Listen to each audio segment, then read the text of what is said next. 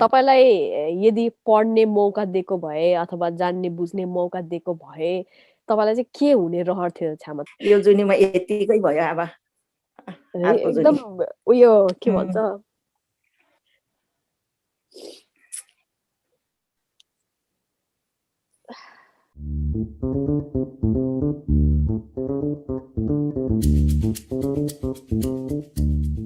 मेरो नाम शीला गुरुङ हो के अरे अनि मेरो उमेर 63 वर्ष होला। नमस्ते, मेरो नाम ज्योति गुरुङ, एज अब 50। मेरो नाम हौसला थापा मगर हो and I'm 26 years old.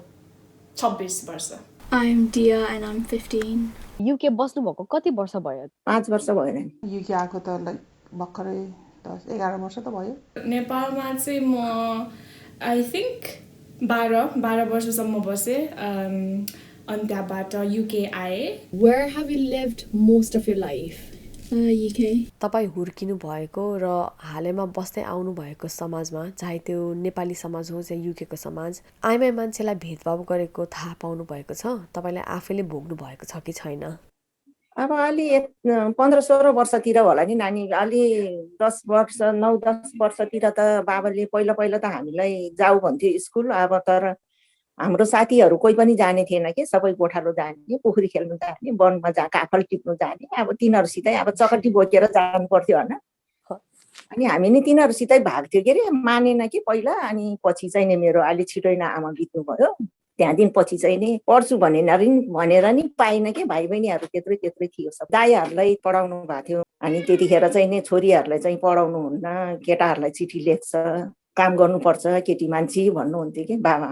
हाम्रो मम्मीको मामाको पालामा चाहिँ एकजनालाई मात्रै पढाउने पैसा भएको भएर अनि बरु मामालाई पढाउने अनि हाम्रो आमालाई चाहिँ नपढाउने भन्ने हुन्थ्यो अरे क्या उहाँहरू। अनि तपाईहरुलाई चाहिँ नसकेर नपढाको हो कि छोरी मान्छे भनेर नपढाको?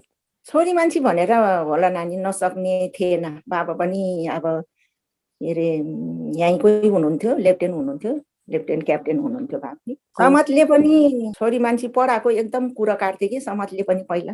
केटी मान्छेको काम भन्थ्यो नि त सबै। अब भाँडो धुने, यताउति भर सफा गर्ने, त्यतिखेर त गाह्रो थियो नि त हामीलाई त। अब जे कुरो नि अब अलि नमिठोहरू के छ भने अब केटी मान्छेले खाने, केटा मान्छे त अब अलि राम्रो गर्नुपर्छ, अब बलियो हुनुपर्छ, भर्ती हुनुपर्छ, पढ्नुपर्छ भन्ने जस्तो हुन्थ्यो। जेन्डर विभिन्नता त नेपालमा धेरै नै छ। त्यो चाहिँ लाइक छोरा र छोरीमा धेरै, महिला र पुरुषमा धेरै नै छ त्यो चाहिँ। तर युकेमा चाहिँ सायद रानीको देश भएर होला त्यस्तो चाहिँ मैले केही पनि फेला पारेको छुइनँ।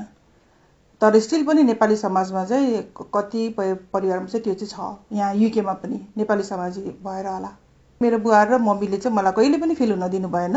त्यसमा चाहिँ म एकदम गर्व गर्छु।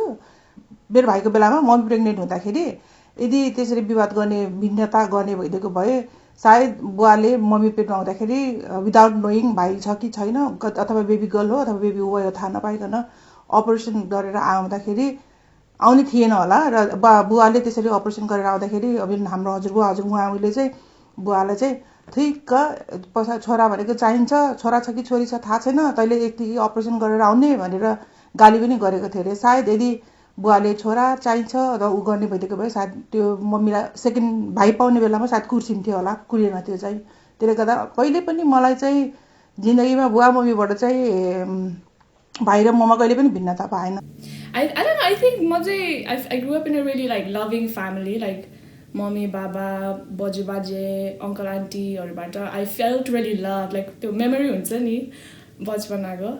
So त्यो चाहिँ राम्रो छ। I don't think like there was any discrimination म र दाइमा। So I felt like we were always treated equally in some sort. I think the difference that I felt, मेरो personal experience was more like age, firstborn or secondborn, rather than being छोरा या छोरी, I think. स्कुलमा पनि I don't think मैले त्यति discrimination face गरेँ। Like नेपालमा पनि यता त I think even less, like the chances of being discriminated against your sex Nepal भन्दा. So नेपालमा पनि I think I had easy. Yeah, like at home when we're doing like dishes and stuff and like chores, like me and my sister will mostly do them. Like my brother does stuff, but like most of it is just me and my sister.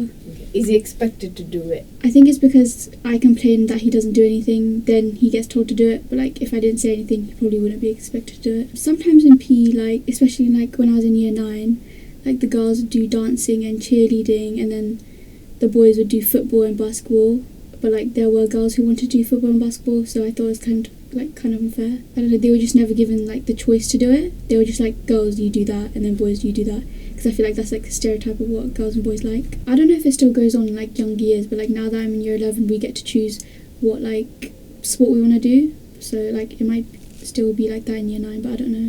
छोरी मान्छेले यस्तो गर्नुहुन्छ यस्तो गर्नु हुँदैन भनेर समाजले हेप्दाखेरि आफूलाई मन लागेको काम गर्न नपाइकन आफ्नो व्यवहारमा बाध्यताले कस्तो खालको परिवर्तन ल्याउनु भयो?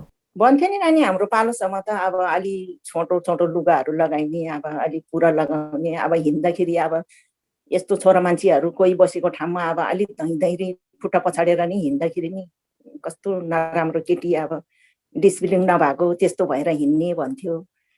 अब यस्तो घलेक लगाउँथ्यो हामी त हैन, यस्तो अब छातीहरू अलि देखाएर नि हिँड्दा नि अलि कुरा गर्ने, कर्म गर्नुपर्ने, यो घलेक बान्नु पर्ने, त्यस्तो भएर हिँड्थ्यो नि त हामी त पहिला। केटा मान्छेहरूले त त्यति केही भन्ने थिएन नानी, त्यतिखेर त केटीहरूलाई नै भन्थ्यो कि मान्छेको हुलमुलमा गएर नि त्यति केटी मान्छेहरू त्यतिखेरको त अलि बोल्नु सक्ने थिएन नि त। र त अब पढ्नु पाए हुन्थ्यो जस्तो लाग्थ्यो के अरे, अब केही सिलाइ बुनाइहरू पढ्नु पाए हुन्थ्यो जस्तो लाग्थ्यो के अरे, अब त्यो छोरी हुन्थ्यो बिहे गर्नुपर्छ भन्ने हुन्थ्यो के अरे। अब स्कुल चाहिँ म गर्ल्स स्कुल पढेको, त्यसले गर्दाखेरि कहिले पनि केटा र केटीमा भिन्नता आएन। सबै टिचरहरूले हामीलाई अब गर्ल्स मात्र भएको स्कुलले गर्दाखेरि एउटै समान नै व्यवहार गर्नुहुन्थ्यो, त्यसले गर्दा केही थाहा भएन। कलेज चाहिँ म ल कलेज पढेको, लको स्टुडेन्ट। अनि मैले बिहा गर्ने बित्तिकै ल कलेज जोइन गर्दाखेरि चाहिँ फर्स्ट इयरमा चाहिँ लाइक टिचर एउटा म्याम हुनुहुन्थ्यो। म्यामले चाहिँ पढाउँदाखेरि क्लासमा चाहिँ जहिले पनि हामी चाहिँ जम्मा 11 जना केटी त्यति बेला, अरू सबै केटा। ल कलेज चाहिँ पढ्ने भनेको केटीको एकदम थोरै मात्रामा हुन्थ्यो त्यति बेला चाहिँ। अनि 11 जना केटी अरू केटा। अनि म्यामले चाहिँ पढाउन आउनु हुँदाखेरि चाहिँ जहिले पनि हेलो भाइहरू, सुन्नुहोस् त भाइहरू, यस्तो भाइहरू भनेर पढाउनुहुन्थ्यो। अनि हामीले चाहिँ जहिले पनि यो म्याडमले चाहिँ कहिले पनि बहिनीहरूलाई भन्नुहुन्न, किन भन्नुहुन्न, यसो पक्षपात किन गर्नुहुन्थ्यो होला भनेर हामीले कुरा गर्दाखेरि हाम्रो साथी केटा साथीहरूले चाहिँ म्याडम दिदीबहिनीहरूलाई साह्रै रिस उठेको, सिस्टरहरूलाई रिस उठेको छ अरे, त्यसले गर्दा हजुरले क्लास पठाउँदाखेरि भाइ बहिनीहरू भनिदिनु भयो राम्रो हुन्थ्यो अरे भन्दाखेरि पनि त्यो म्यामले चाहिँ स्टिल पनि नेक्स्ट टाइम पढाउँदाखेरि पनि स्टिल भाइहरू मात्रै भनेर सपोर्ट गर्नुभयो। त्यसो फिल भएको थियो। अनि त्यसपछि साथसाथै फेरि कलेजमा पनि हामीलाई रुल कस्तो थियो होला, युनिफर्म लाउनु पर्ने रुल थियो त्यति बेला। अनि केटीहरूले धोती लाउनु पर्ने, केटाहरूलाई चाहिँ थिएन, त्यो बाध्यता थिएन। अनि हामी लको स्टुडेन्ट भएको कारणले गर्दाखेरि फेरि केटीहरूको धोती कस्तो कलरको थियो भने अरेन्ज कलरको, पक्का जोगी लाउने कलरको थियो होइन। अनि केटाहरू जब हामी केटीहरू ढोकामा इन्टर गर्थ्यौँ, केटाहरूले जोगी आयो लाला जोगीलाई पैसा दियो भने पैसा दिएर टिज गर्ने चलन थियो। अब यो कलेजमा सबैको टिजिङ भइहाल्छ, त्यही माथि नेपालमा त झन् अति मात्रामा हुन्छ। अनि त्यसरी त्यो उटपटाङ केटाहरूले चिस्काउने गर्थ्यो। अनि हामीहरूले चाहिँ त्यो सोभियो अनिरा सोभियोको मान्छेहरूसँग मिलेर त्यति बेलाको चाहिँ जबसम्म केटाहरूले पनि दौरा सुरुवाल लाउँदैन, हामी केटीहरूलाई नेपाली पोसाक धोती हो भने केटाहरूले दौरा सुरुवाल लाउँदैनौँ भने हामी पनि दौरा सुरुवाल के धोती लाउँदैनौँ भनेर हामीले अभोइड गर्यौँ। त्यसपछि धोती लाउने चलन हट्यो कलेजमा भनौँ न। खाना पकाउन त हाम्रो मम्मीले पनि गर्ने होइन, त्यसले गर्दा बुवाले गर्छिन्थ्यो, बुवाबाट नै सिकेको हो। अनि त्यही कुरा भाइले पनि सिकेको, मैले पनि सिकेको। त्यसमा चाहिँ हामीले यो कुरा छोरीले मात्रै सिक्नुपर्छ, छोराले सिक्नु हुँदैन भने चाहिँ त्यो चाहिँ कहिले पनि भएन। हजुरलाई चाहिँ आफै रहर लागेर सिकेको मैले चाहिँ। नेपाली सोसाइटीमा चाहिँ देयर्स डेफिनेटली त्यो इट्स लाइक वाइट प्रिभिलेज भन्छ नि, सो लाइक छोरा प्रिभिलेज आई गेस नेपाली सोसाइटीमा चाहिँ त्यो डेफिनेटली छ।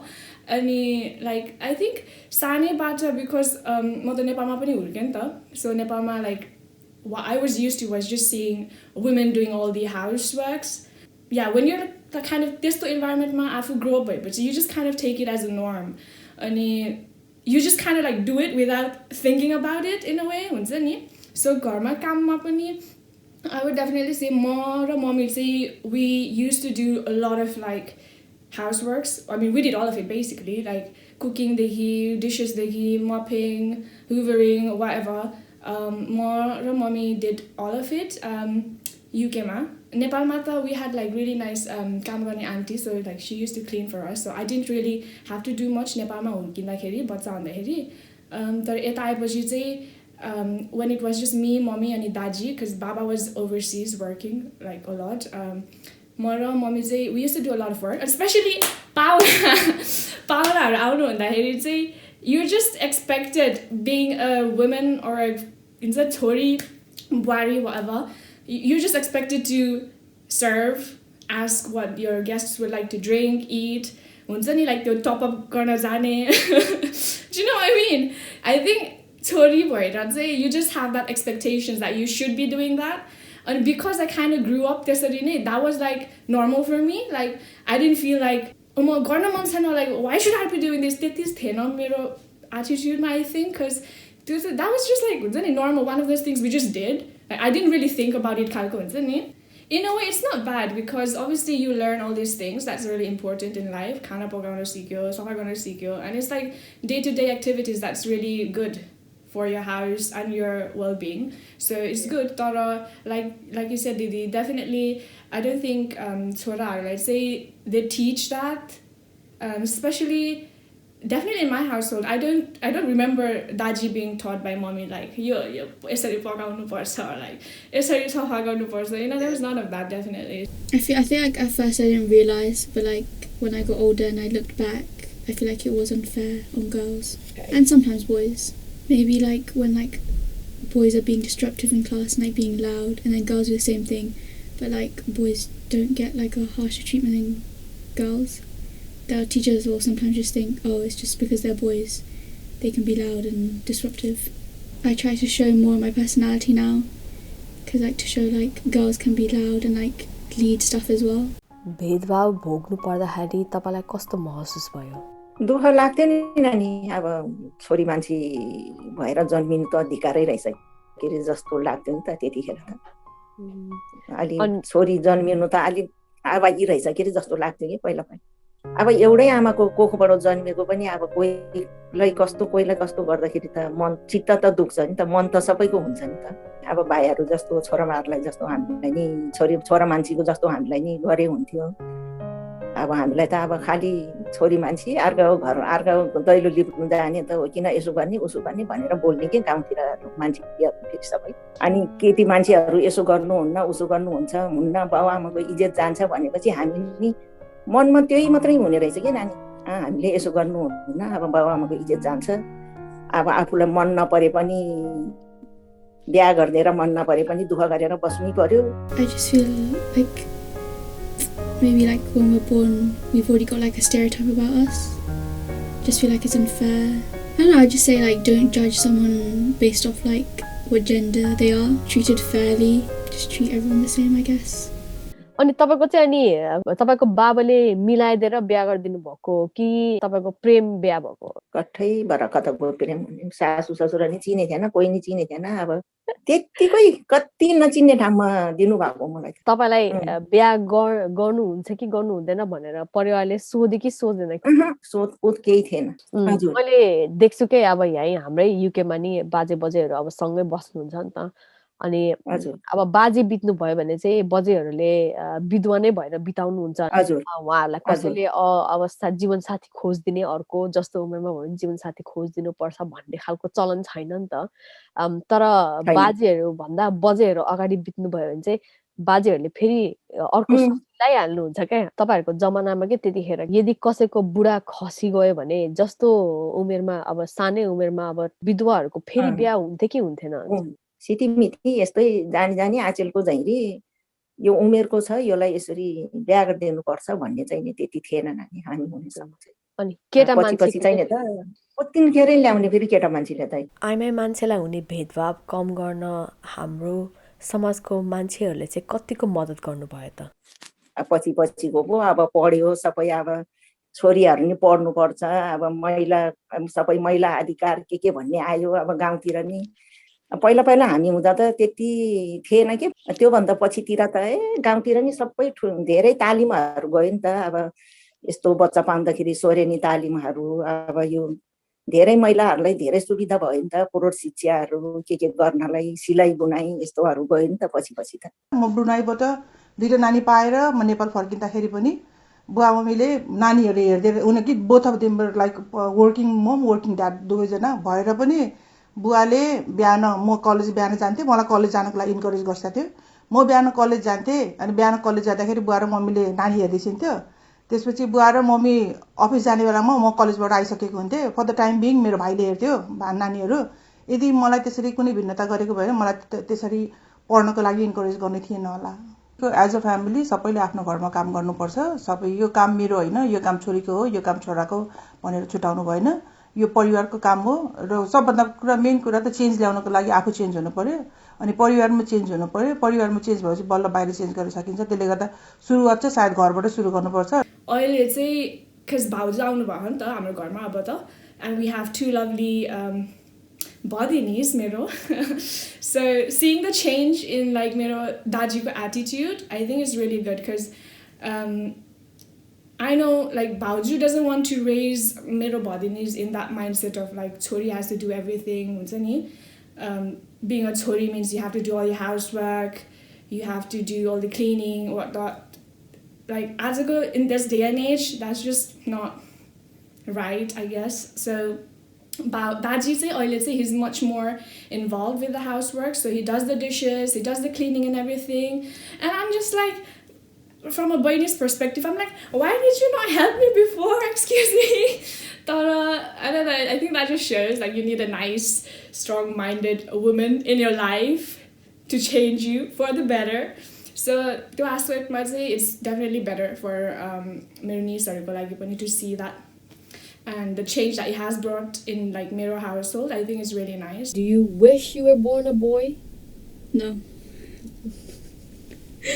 You feel it's unfair, but you still want to be a woman? No, because I feel like there's like bad sides to both.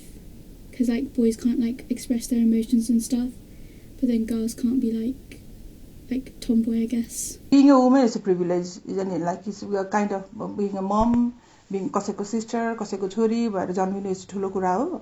अनि without के अरे वुमन यहाँ केही पनि हुनेवाला पनि छैन। त्यसले गर्दाखेरि वुमन पावरलाई चाहिँ सबैले जसरी इक्वल ट्रिट गर्नुपर्छ जस्तो लाग्छ। आजकल यसो सोच्दाखेरि आफू नपढे पनि अहिले अशिक्षित भएर होला त्यतिखेरको मान्छेहरूले अहिले नबुझेको। अहिले त हामी त एउटा ग्रुप भएर दिनमा एकखेर त सधैँ बोल्छु कि दिदीबहिनी। त्यही भएर एकदम दुःखहरू एकदम हुन्छ कि सानो कुरा सुने पनि कहिले दिदीबहिनीलाई भनौँ जस्तो। यो आमा नभएपछि दिदीबहिनी चाहिँ नि एकदम दिदीहरू चाहिँ नि एकदम आमा जस्तो हुने रहेछ कि नानी।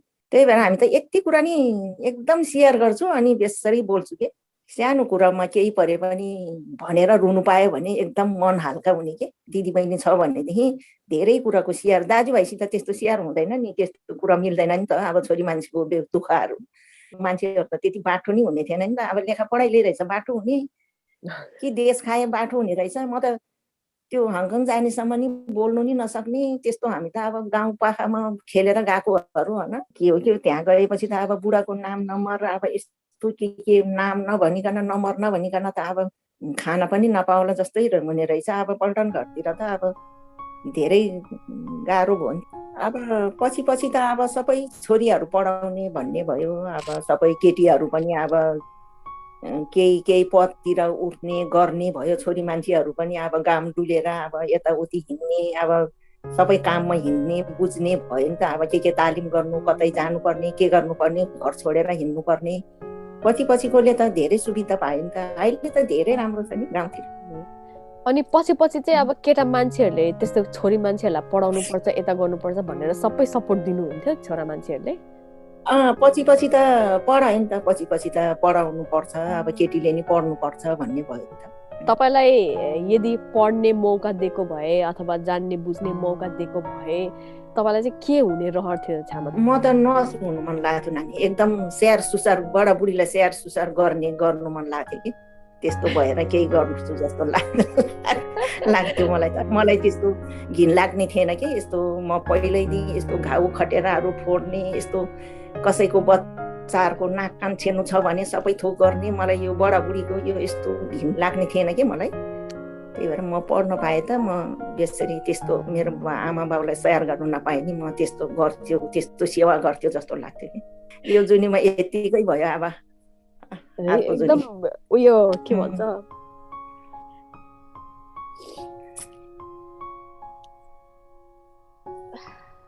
सरी है छ अलि उयो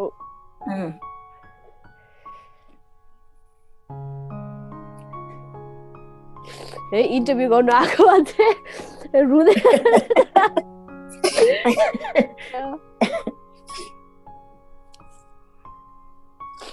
छामा आई थिंक आज एकदम मन खोलेर कुरा गरिदिनु भयो धेरै धेरै धन्यवाद छामा तपाईँले त मलाई रुवाइदिनु भयो धेरै आशीर्वाद छ तपाईलाई।